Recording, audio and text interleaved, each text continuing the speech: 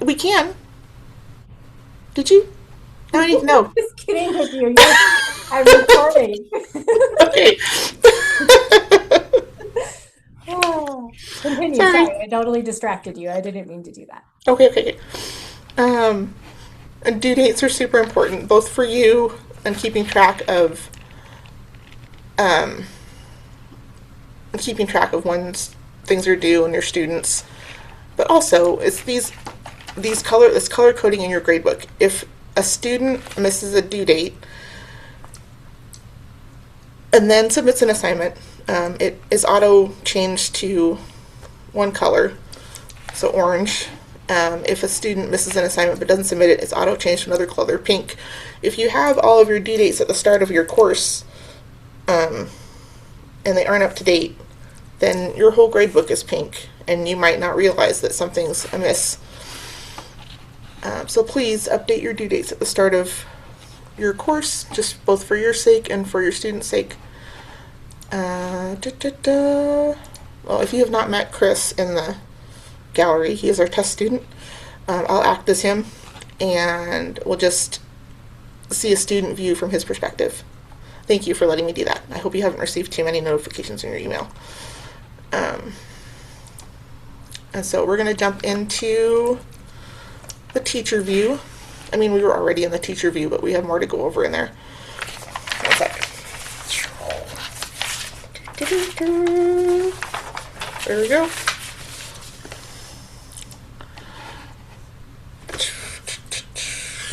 If you had a whole list of students here and wanted to grab just one person, you can scroll down and find that person. I know this doesn't have enough students. I need 50 more test students.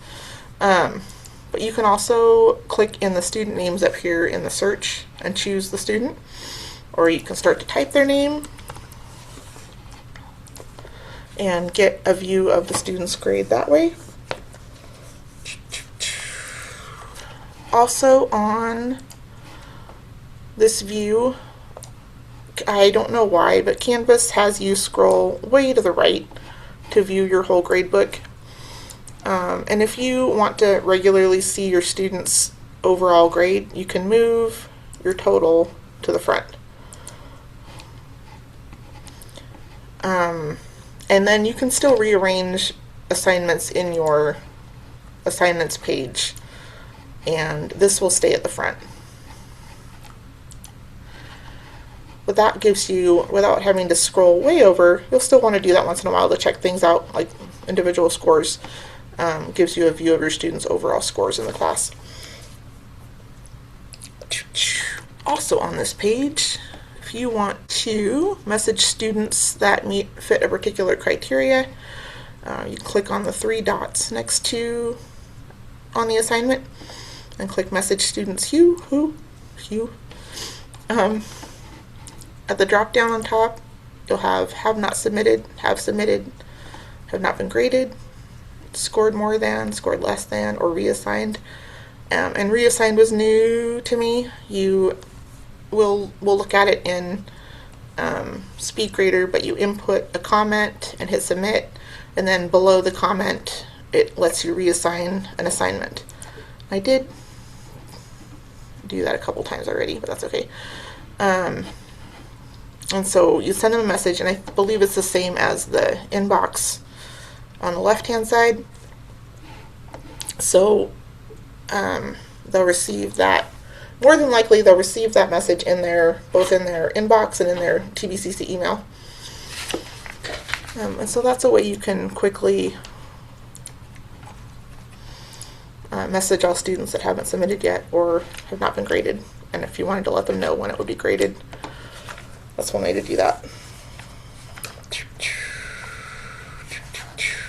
Alrighty. We're going to go into SpeedGrader, which is how you put in do more granular grading in Canvas, and you can access it a couple different ways. You can either go click on the assignment and click on SpeedGrader, or back in your gradebook, click on the three dots and click on SpeedGrader. And you'll see your scoring here. And then you have the options over on this left-hand side. You get a PDF preview of the file that the student submitted. And it's not always 100% accurate, so just so that you're aware, you still always have access to the original file they submitted.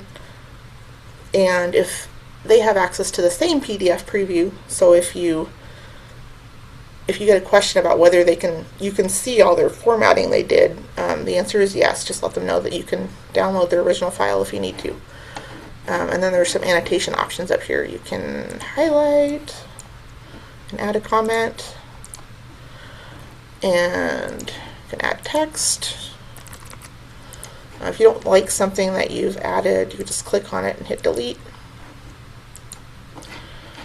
And then over here, you can make comments.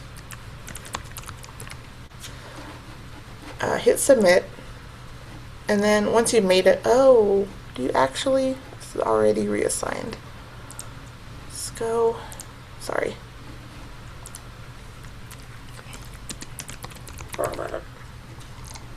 Submit. Yep. Alright. Well, how that is supposed to work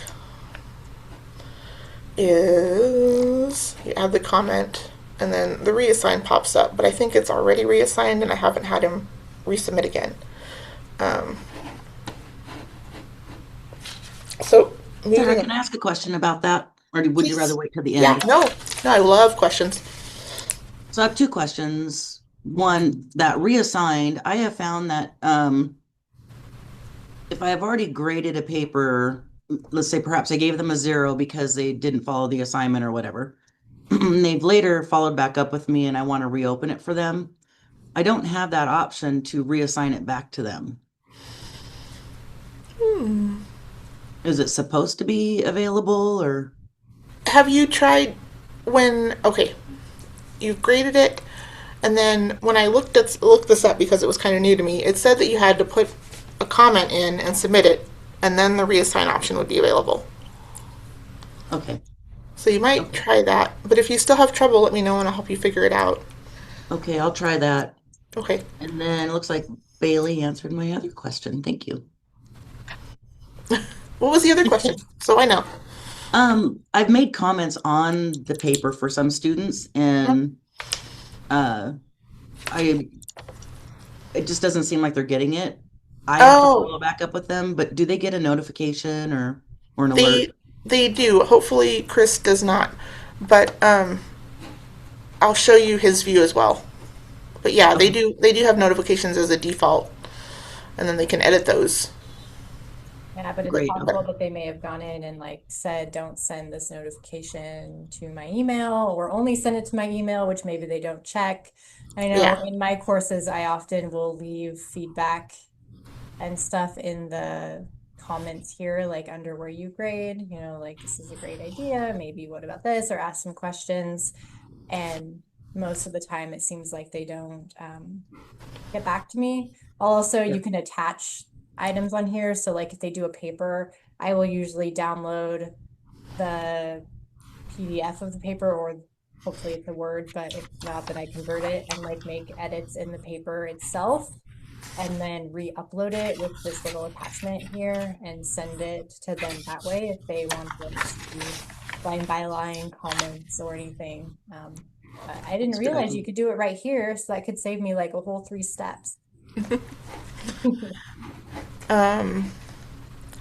So once you're done with all of that, there are also options for like video commenting, and then if you open this in a different browser like Chrome, you can also do audio commenting.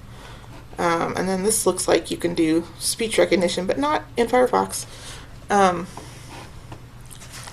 Once you're done with one student, then you have a couple different ways to navigate to the other students. Use the drop down or use the arrows. And that's basically SpeedGrader. I'm going to go in as a student and we'll kind of see what they can see.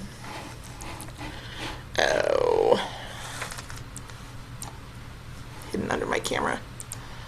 There.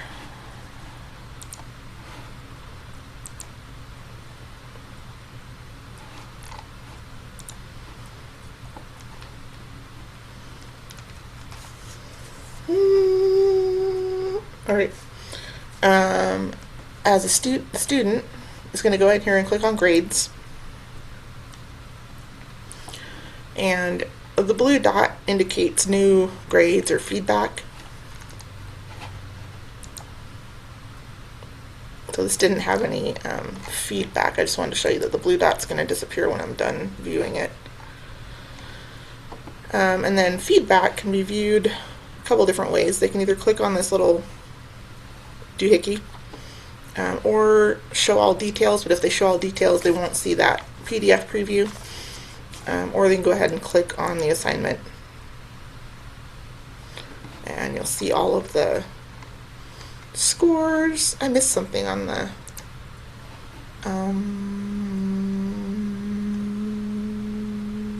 speed grader. Sorry, I'll go back later. And so he can see the comments I made, and even when this is downloaded, you can still mouse over where I've added a comment and see those. And I can't remember if it was this Canvas or Moodle, but they used to like move all the comments down to the very last page, like a separate page. And so either this is improved or I'm remembering Moodle. So that's what a student sees in terms of feedback. They can also do what if grades. So if they go into grades and he would like a better score in his week 3 discussion. This isn't going to change his grade permanently, of course, but if he wants to see how his overall percentage would look, you can go ahead and click on that grade and put in a different score and see how that would improve his score. And then you can revert to the actual score. And so that's just a feature for students. Like if he happens to laugh at one of my jokes, put in extra credit and see how that would go. Sarah, Katie has a question. Yes, please. I see the hand raise now. I didn't notice it. I'm sorry. Go ahead.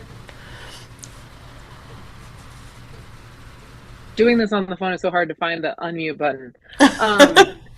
My question is, and this is something I've dealt with in the Learning Lounge with students, when they want to print off their graded paper with comments. So like I've had a couple times where students have wanted to print their graded paper with comments, and you saw what made me think of this is when you showed that comment and you can see it little hover, you've got that sticky note looking thing, right? Uh-huh. Is there a way to do that? And this could be something for later, but I just thought it made me think of it. Oh, that's a good question. We couldn't figure it out. Okay, we'll figure that out. Okay. We'll switch back to Moodle and everything will be good. Sorry, not sorry. Let's see here. But yeah, we can figure that out. There's got to be a way to do that. Okay.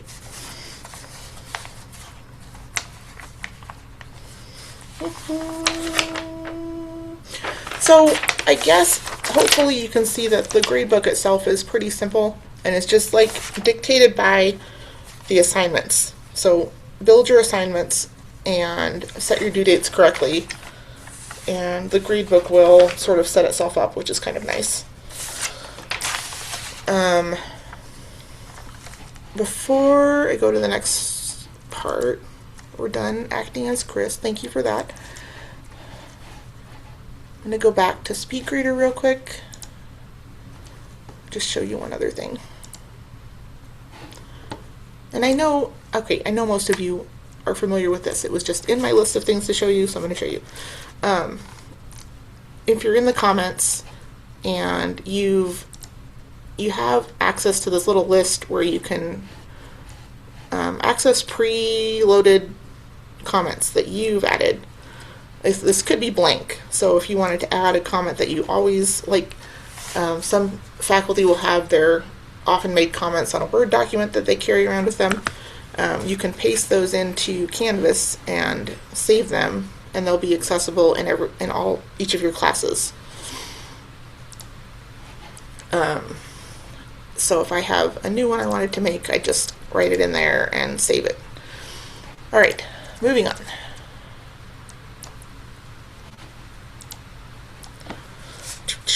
One of the first common pitfalls is zeros is total grades, so blanks versus zeros. For example, Sarah looks like she has an 85% in this course, but she's missing several grades. And so if I want to make sure that ensure that her grade is as accurate as possible, I need to go through and enter zeros for any of those missing grades that she's not submitting. And that's worth 0 points since she didn't laugh at my jokes, so not doing that. And then you can see that her grade becomes much more accurate. The impact on students is that if you don't keep this up to date, then they may think they're passing, and although they should be aware of missing assignments, they might just think that they're doing well in the class. So you want to be sure to enter missing scores on a regular basis. You can set Canvas to do this automatically, so ensure that your grade books, your due dates are up to date, and then you can set it to automatically apply a score to missing submissions.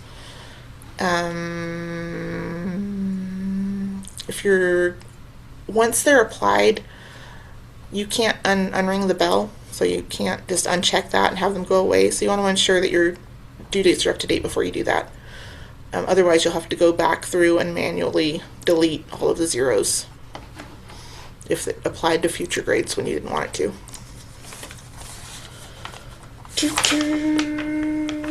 Another one is hidden grades. I noticed in one of the nursing classes, Alex uses manual posting of scores. So let's change this guy. Where?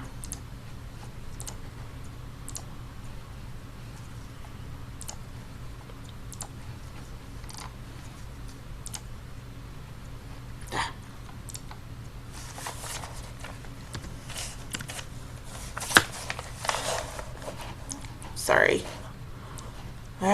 Okay. There, this one. Setting your grade policy on a particular assignment to manual ensures that the scores don't appear to the students until you come back and ask it to post grades. So if I'm acting as Sarah,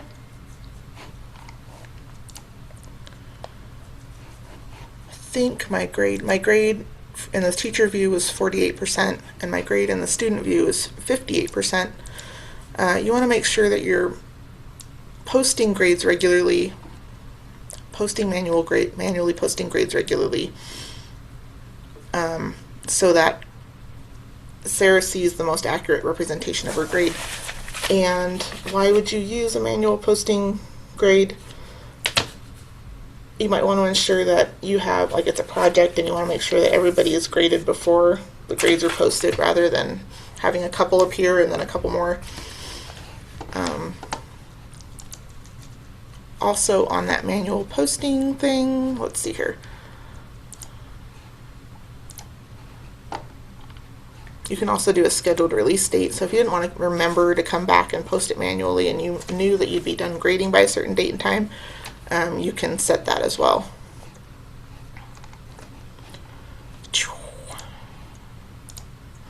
So I'm just going to go ahead and post grades. And post. So then those little eyeballs with the cross through them go away, and we know that Chris and Sarah can see their grades now when they log in, and they should be more accurate.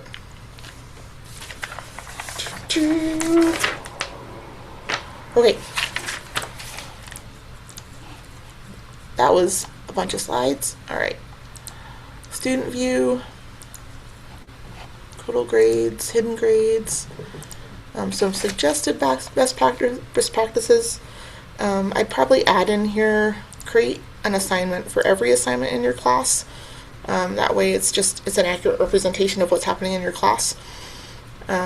Make sure every assignment has a due date so that your gradebook displays all those cool automatic things accurately, and so your students can follow along accurately and know when things need to be turned in. As long as your due dates are accurate, then it might be helpful to set that missing submission policy so that it automatically sets zeros for you. And then I don't know if many people know that you can set a grading scheme within Canvas, and so I thought I would show that to you real quick. I know that like TBCC doesn't award pluses and minuses, but our gradebooks say pluses and minuses. So if you want to, you can set your own grading scheme so that they're straight A's and B's. So you go into the course, scroll down to the very bottom and click settings, and then on this page scroll down and enable course grading scheme, and you can use the Canvas grading scheme as a base and click copy. And I already edited it, I'm sorry. But if I wanted to add a minus in there, I could do 95, 90, and have an A minus. But the default, I believe, is A plus, A minus. So you can go in and change that to straight A's, B's, and C's. And I just wanted you to know it was there. I'm happy to help if you have a little trouble with it. I found it a little confusing to look at. And I think that's it. Yeah. Did I cover everything you wanted me to cover, Rochelle? Yeah, I think that's great. Okay. Thank you.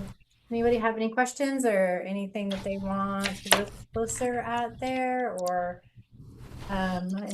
Katie, I wrote down your question about the printing with comments, so we can look into that. Yeah.